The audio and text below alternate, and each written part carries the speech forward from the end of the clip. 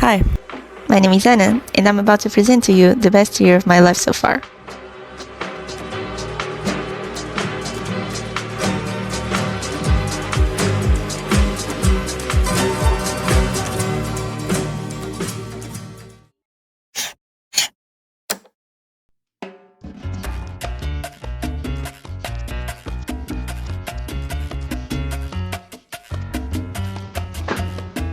I just want to go back to Greece. I need to take a gap year.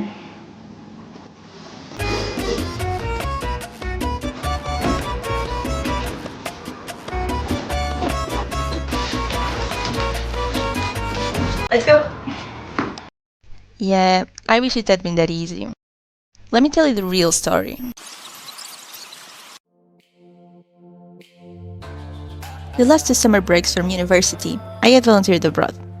First time working with children to promote sustainability in Poland, and second time volunteering in an eco-community in Greece, Hopeland. Those 2 projects made me fall in love with living in community, getting to know other cultures, and to put myself out there and be free. These 2 volunteering projects are the reason why I travel, and the reason I travel the way I do.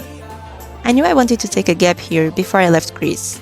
The truth is, I didn't even want to finish my degree. But I ended up going back and finishing it, saying it would just be 1 more year, and then I would start traveling.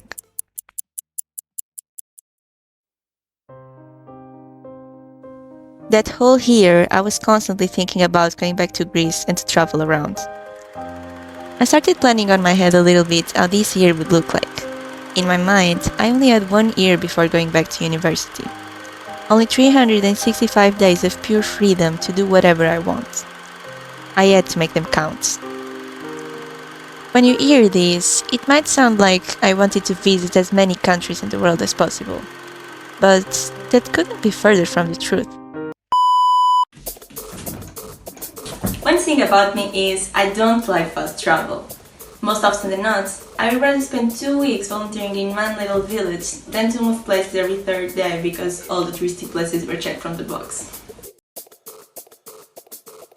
So, for this year, I had a few things in mind.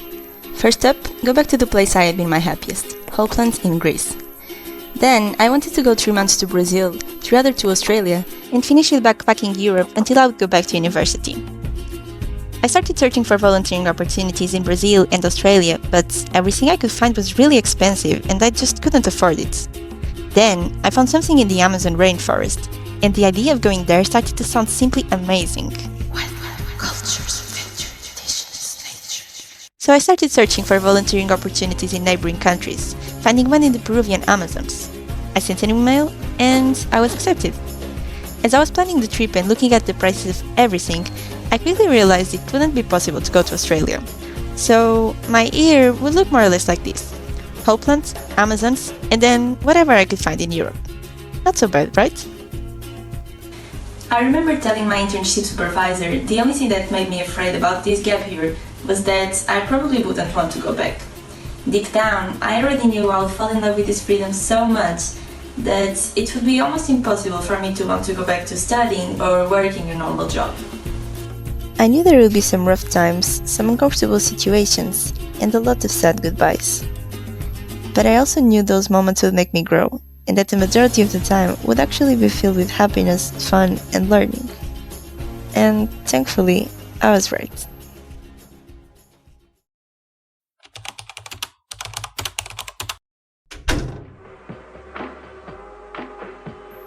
It's now August. I defended my thesis a few weeks ago, and I'm finally on my way to Greece. As I step into Hopeland after 1 year of being there, I get very emotional, and all the memories from last year are still very intense. Little did I know that this project would be the best project of my life. Those 6 weeks were simply amazing. I met a lot of people with whom I connected deeply, and with whom I still keep contact till this day. I learned a lot about the things we did there, and a lot about myself. It was also the first time I tried hitchhiking, and I immediately fell in love with it. I didn't need more than 2 weeks to be 90% sure I would not go back to university. At that time, I had a whole plan for after this gap year. I wanted to do Europe by foot, stopping in every country for a next project. This would be my plan until 30. Work for 1 to 3 weeks, volunteer for a month, and repeat.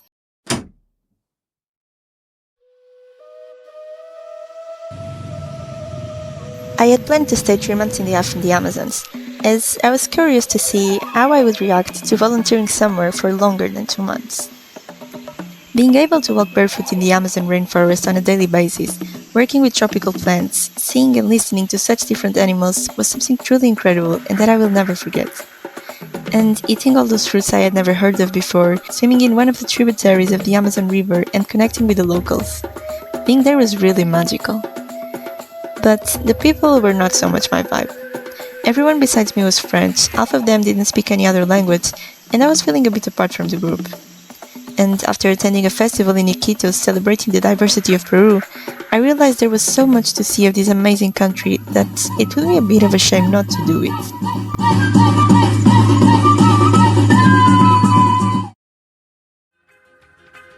So I decided to leave the place. I found out about world packers and went to an eco-village in an oasis in Arequipa. There, I experienced the drier climate, such different fauna and flora, and the extreme kindness of Peruvians. And as we had little internet connection, we really lived in the moment. It was a sunny Christmas with an amazing family of volunteers. I really enjoyed my time there, but it was time to move to the mountains. To a dog shelter/community near Cusco, where I fell in love with so many dogs. In this place, there was a lot of volunteers coming in and out all the time. I only managed to properly meet a handful of them, but I think I chose very well. They were the best people I met in Peru, and together we went on group trips to the Rainbow Mountains and to Machu Picchu. I had an amazing month there and totally fell in love with that region of Peru. Very sad to leave, I headed to the coast for my last 2 weeks in this amazing country, where I was volunteering 10 minutes from the beach and eating summer fruit every day in February. The place I was staying used to be a place to host bike travelers. I met a few of them and started to grow a huge interest for bikepacking. I even did a little trip myself, which was supposed to take 1 day, but turned into 200 kilometers and 2 days on the road. And I loved it so much. I lived those last 2 weeks very intensely and also very introspectively, thinking about the last months I had spent in Peru. I wanted to stay for longer and visit other countries in South America, but the flight was already booked and I didn't have money, so I had to go back. During my time in Peru, I realized that I don't want to spend so much time in Europe, but rather outside. That initial plan of walking Europe till 30 started to feel very boring. I realized that as soon as I would have enough money, I would go out again. Europe was a period of constant searching for volunteering opportunities and a lot of improvisation. I had a few eco-communities to visit in my mind, but the truth is my plans were changing on a daily basis. It had been a bit difficult to find an interesting HESC project for March, but in December I got an email from Hopeland announcing one for previous volunteers, and I just couldn't say no. So I spent 1 more month there, where I learned a lot about permaculture and met tons of people that travel with little money and hitchhike a lot. I tried solo hitchhiking for the first time and felt really proud of myself. After a few buses and a little reunion with my sister in Montenegro, I arrived in Hungary to volunteer with 9 other people in the most wholesome kindergarten I have ever seen. One where the children can spend time in the forest and learn with nature, where autonomy and creativity are very much promoted and nutrition is well taken care of. Whenever I used to think about having kids or not, one of the things that threw me off was how unsustainable and not holistic kindergartens and schools are. But this place gave me so much hope. After 2 ESC projects, I needed a little break. You see, ESCs are very nice and intense, and I always love them, but that intensity is also quite draining.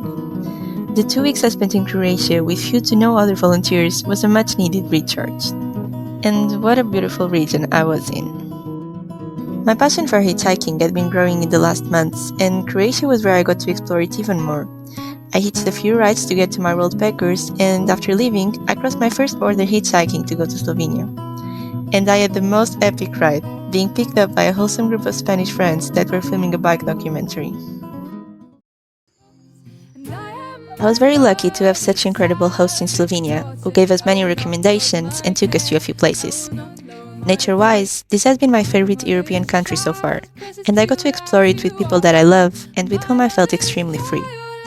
and wrapping it off with a little Hopeland reunion was just a cherry on top of the cake. Slovenia was indeed an amazing surprise to me, and the time to do everything that my mom hates, but I love. I am my mother's savage daughter, the one who runs barefoot 'cause in sharp stones. I am my mother's savage daughter, I will not cut my hair, I will not lower my voice. Back home for a few days before heading to Madrid to see the biggest calisthenics competition that happens yearly.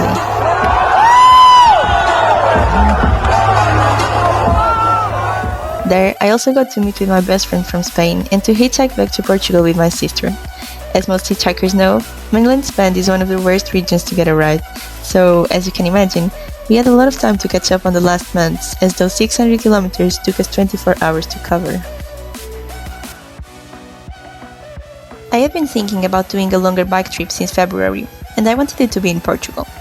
When the time came, I was super excited to start my biggest adventure so far, cycling 700 kilometers in 9 days from Coimbra to Algarve under €5 per day. I'm feeling a little bit nervous because I have no clue how the next 9 days are going to go, but I love this feeling of the unknown, so I'm feeling amazing. It was a bit of a roller coaster of emotions and of terrain, but the highs definitely made up for the lows. I had a lot of alone time to reflect on different topics, realized I'm capable of much more than I thought, and got to know my country a bit better. I'm quite proud of what I did, honestly. During this trip, I also realized I want to do more of this type of traveling when I have a starting and an ending point, while enjoying the journey as much as possible.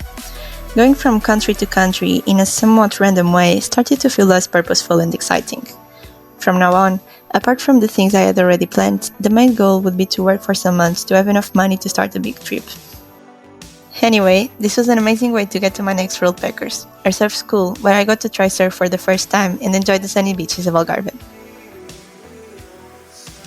In August, I got a fruit picking job, and although it didn't last long due to a muscle injury, for the first time in my life I experienced a 9-to-5 kind of job, which just reinforced even further that that is not for me. Although I had a blast training with the calisthenics community of that region, I didn't have time for pretty much anything besides working, training, and cooking. Oh, and I was also camping in a coworker's balcony. I was accepted to the Swedish eco community Hashtagkassen in December and was looking forward to it the whole year. And it didn't disappoint. That community is pretty well known for being a bit crazy and attracting people that like to challenge themselves. And the group I was with was indeed amazing. On top of feeling part of one big family once again and having a lot of fun, I got to improve my practical skills, mainly my orientation. And, of course, to get to know Sweden a little bit. To be honest, I couldn't have chosen a better way to finish this year and to close the Ask chapter. Yay! This has been the best year of my life so far. 1 year that felt like 3. 1 year that made me fall in love with life even more and that was filled with kindness from people all over the world. 1 year when so many unknown places gave me the feeling of home. And when so many strangers quickly became friends.